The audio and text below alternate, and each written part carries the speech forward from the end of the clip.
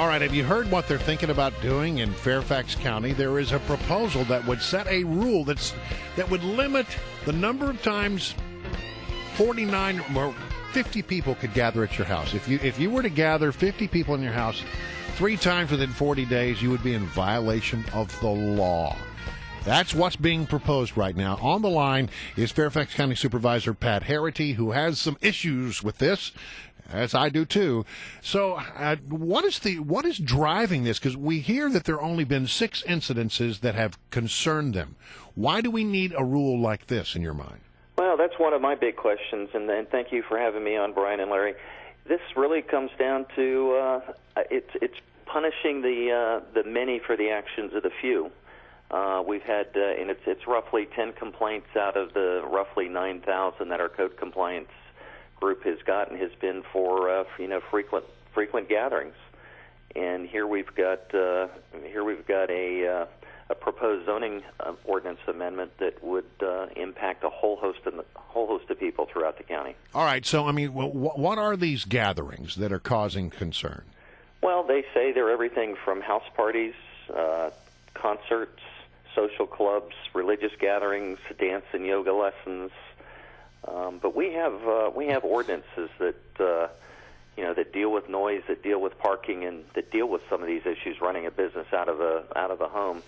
I think this ordinance is too broad. I think it punishes. It's the rule of unintended consequences. It's going to impact a lot of people that they're not attempting to address here. Well, and you just said, Councilman, that this is punishing the many for the mistakes of the few. I mean, what specifically are the mistakes? I mean, let's say it is a yoga party that happens weekly and there's 50, 55 people. Is that a problem?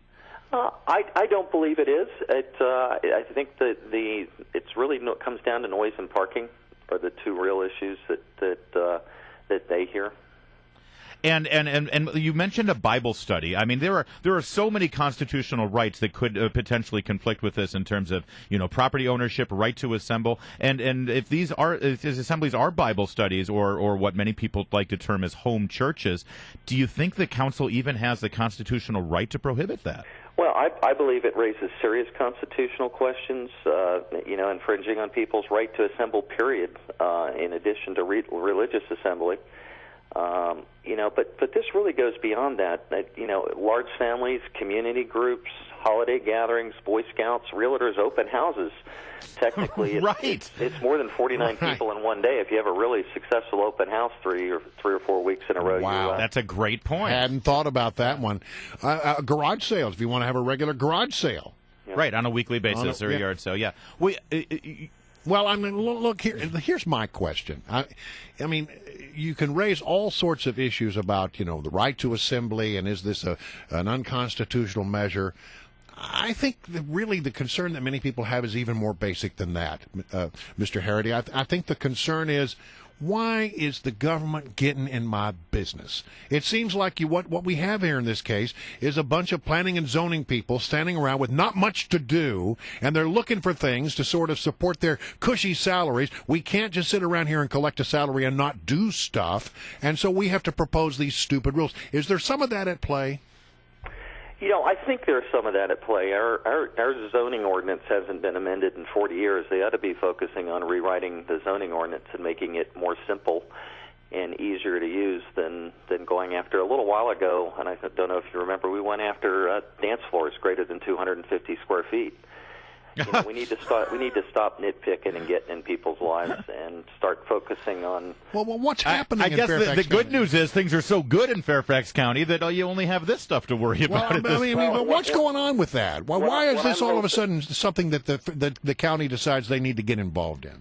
Yeah, what I'm hoping here is that we will get the word out on these public meeting dates, and people will come out and express just that message. And based on the feedback I've gotten from trying to letting people know about these public meetings in this ordinance, people have the exact same response you do. Why are they messing in our business? And this is going to impact my family gatherings. This is going to impact holiday parties. This is going to impact Bible study. This is going to impact a whole host of things that happen in the county today without any issue and any problems. Well, and the county just needs to stay out of the business. And let's get the word out about those meetings, by the way. And again, our guest is Fairfax County Supervisor Pat Herrity, Republican out of Springfield, seems to be one of the sane voices there. So we got to support him. May 7th, that's tomorrow, is one of these community meetings, as well as May 12th and May 19th. If people have issues with this proposal, that's this is where they should go. The community meetings are going to be held where?